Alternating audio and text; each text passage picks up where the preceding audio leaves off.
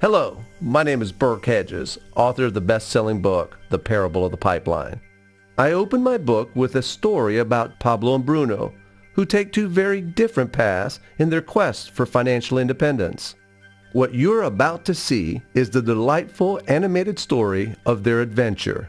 So, sit back, relax, and enjoy the life-changing lessons in The Parable of the Pipeline.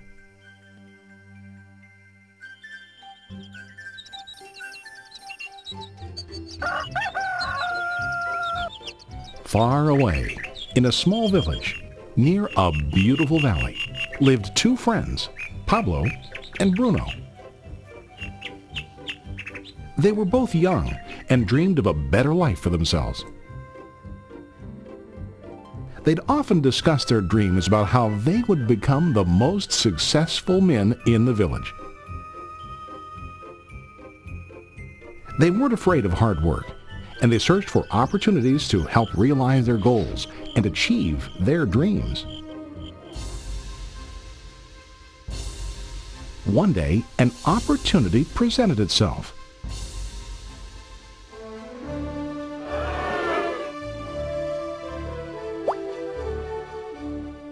The mayor of the village decided to hire two people to bring water from a spring up on the mountain, across the valley, back down to the village. They were to be paid based on the amount of water delivered to the village. Bruno and Pablo enthusiastically got to work. Every day, from morning till evening, they carried buckets to and from the spring. They worked hard, carrying water to the village. In the evening, they'd return home with their day's wages.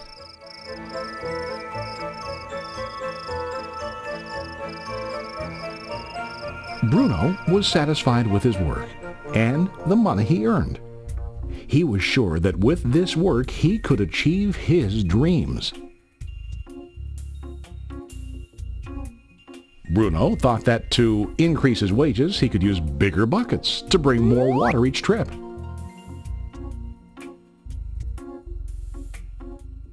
He believed with a larger income he would soon be able to buy a cow and the house that he dreamed about.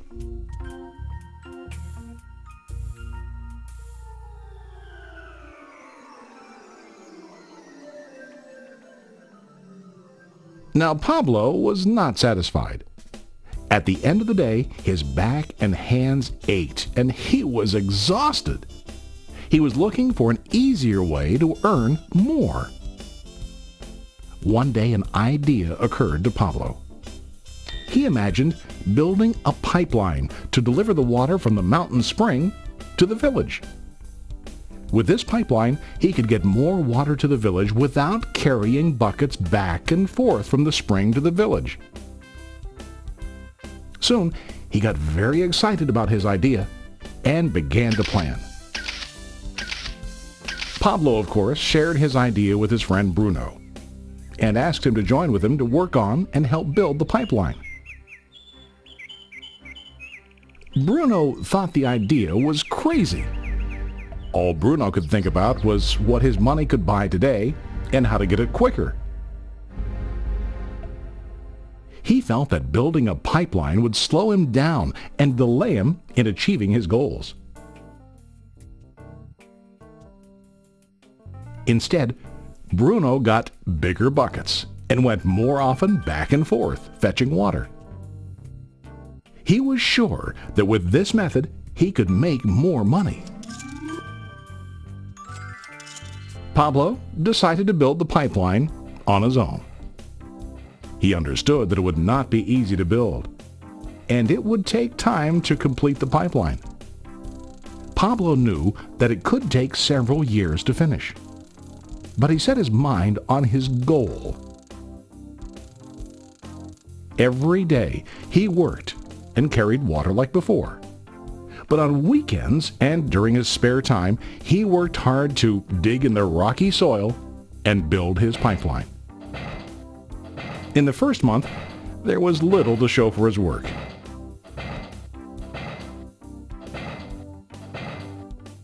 Bruno and the villagers laughed and teased him. They called him Pablo the Pipeline Man. During this time, Bruno's income doubled. He already bought a cow and a bigger house. His lifestyle changed. He now spent time after work in the bar, enjoying his hard-earned wages from delivering water.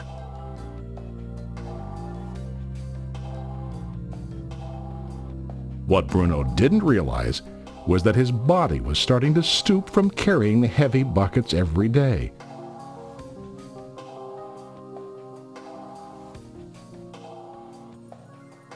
His face looked worn and his body tired. Soon, he began to carry less and less water due to the wear and tear on his body.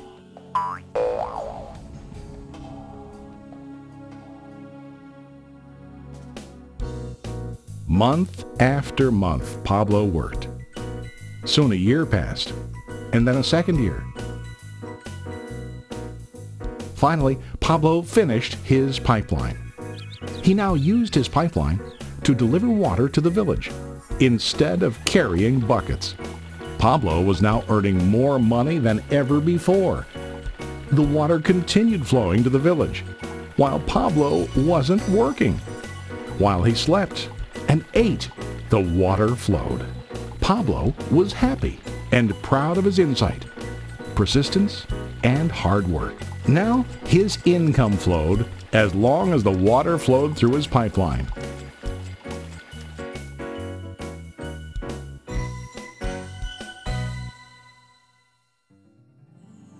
The story of Bruno and Pablo is a reflection of life. Their jobs symbolize what most people do to earn money. Bruno gets his money using buckets.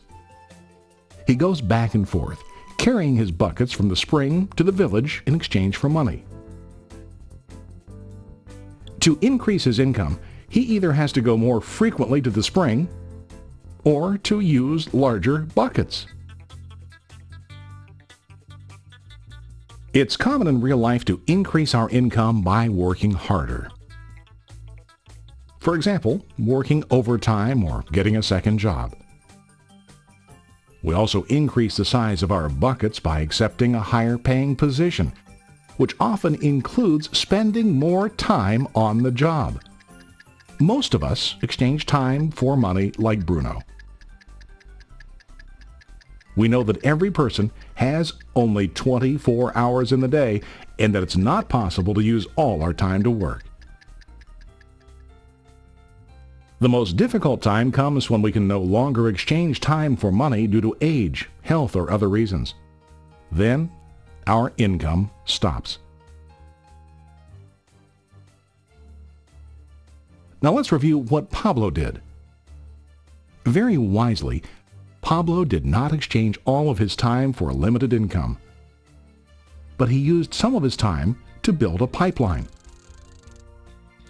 He knew that the pipeline would bring ongoing income as long as the water flowed. An ongoing income that multiplied the time he worked each day. Pablo knew that someday, maybe because of age or health, he would no longer be able to exchange his available time for money. Pablo knew that if he could make his idea of a pipeline work, then he only has to do the hard work of building the pipeline. After the pipeline was completed, Pablo was able to monitor and maintain the flow of water to ensure that his income will continue. Pablo has shown us that to earn an income, we don't always have to directly exchange time for money. There really are better ways. How about you? Are you still like Bruno, who directly exchanges time for money? Or do you want to be like Pablo, building and maintaining a pipeline for ongoing income?